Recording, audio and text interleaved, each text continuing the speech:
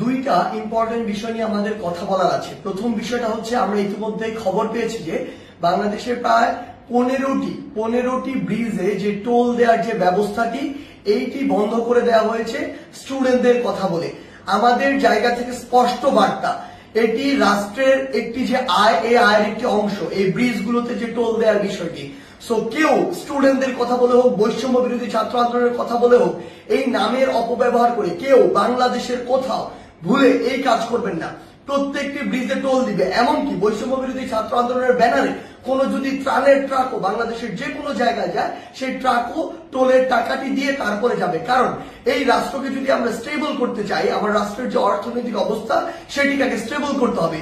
কিন্তু ক্ষমতার অপব্যবহার করার যে নোংরা সংস্কৃতি ছিল এত বছর ধরে, এখন আপনি যদি সামান্য কিছু একটি অস্থিতিশীল অবস্থা দেখে আবার সে ক্ষমতার অপব্যবহার করেন এবং আপনার কথা মতো কোন একটি জায়গায় ব্রিজে টোল দেওয়া বন্ধ করে দেন, কিংবা কোন একটি স্টিকার দেখে পার হয়ে যান, এটিকে আমরা কোনোদিনও সমর্থন করি না।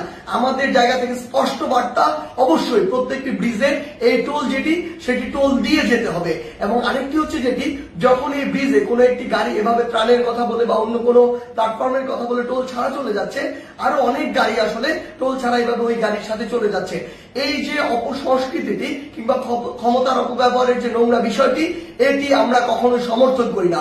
রাষ্ট্রের যে আয়ের সেক্টর গুলো রয়েছে সেগুলো সুন্দরভাবে চলতে হবে রাষ্ট্রের সুন্দরভাবে চলার জন্য।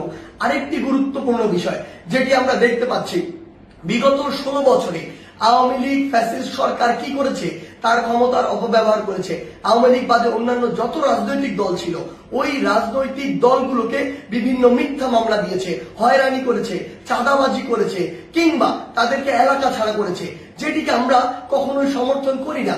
বলেই আজকে 16 বছর পরে হলেও ছাত্র জনতার গণঅভ্যুত্থানের মধ্য দিয়ে আওয়ামী লীগের পতন হয়েছে, আওয়ামী লীগ দেশ ছাড়া হয়েছে।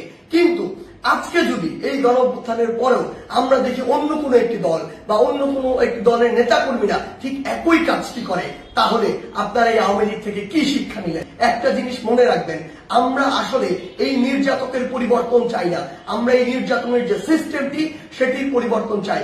আমাদের জায়গা থেকে স্পষ্ট বার্তা, আপনাদের চোখের সামনে স্টিল জ্বলন্ত অনেকগুলো উদাহরণ রয়েছে, সেগুলো থেকে শিক্ষা নিন, না হলে জনগণ আপনাদেরকে আস্থা করে নিক্ষেপ করবে। আমরা যেন এটি না দেখি যে কাউকে আবারও মিথ্যা মামলার ওই চক্রটিতে যেতে হচ্ছে, কাউকে আবারও কোনো দোষ ছাড়া বিনা দোষে ঘর বাড়ি ছাড়া করা হচ্ছে, ঘর বাড়ি ভেঙে দেওয়া হচ্ছে, কিংবা তাদেরকে নির্যাতনের শিকার করা হচ্ছে, কিংবা আমরা শুনছি দেশের বিভিন্ন জায়গায় একটি চাঁদাবাজির নতুন চক্র গড়ে উঠছে। আমরা আপনাদেরকে স্পষ্ট করে বলতে চাই, আমরা আমাদের জায়গা থেকে বৈষম্য বিরোধী ছাত্র আন্দোলন এই সকল ক্ষমতার অপব্যবহারের বিপক্ষে, এবং আমরা এগুলোর বিপক্ষে সবসময় কথা বলে যাব।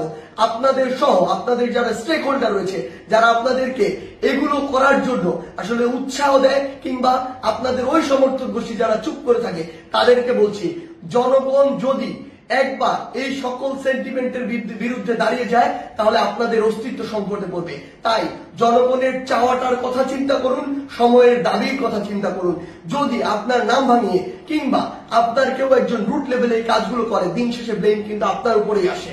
সো এই জিনিসটি মাথায় রেখে পুরো বাংলাদেশে এই যে নতুন আরেকটি 16 বছরের যে বিভিন্ন চিত্র ছিল, উদাহরণ ছিল, সেগুলোর যে নতুন আরেকটি এক্সটেনশন কেউ কেউ তৈরি করছে নতুন করে, কিংবা নতুন আরেকটি সংস্কৃতি কন্টিনিউ করার চেষ্টা করছে, আমাদের জায়গা থেকে স্পষ্ট বার্তা, আমরা এটি সমর্থন করি না। এবং আমরা অন্তর্বর্তীকালীন সরকারকে স্পষ্ট করে বলতে চাই, আইন শৃঙ্খলা রক্ষাকারী বাহিনীর মাধ্যমে, বিচার বিভাগের মাধ্যমে যারা এই মিথ্যা মামলা থেকে শুরু করে চাঁদাবাজি, নির্যাতন, হয়রানি, ঘরবাড়ি ভাঙচুর এরকম কোনো কিছুর সাথে জড়িত, তাদেরকে স্পষ্টভাবে আইনের আওতায় আনা হোক।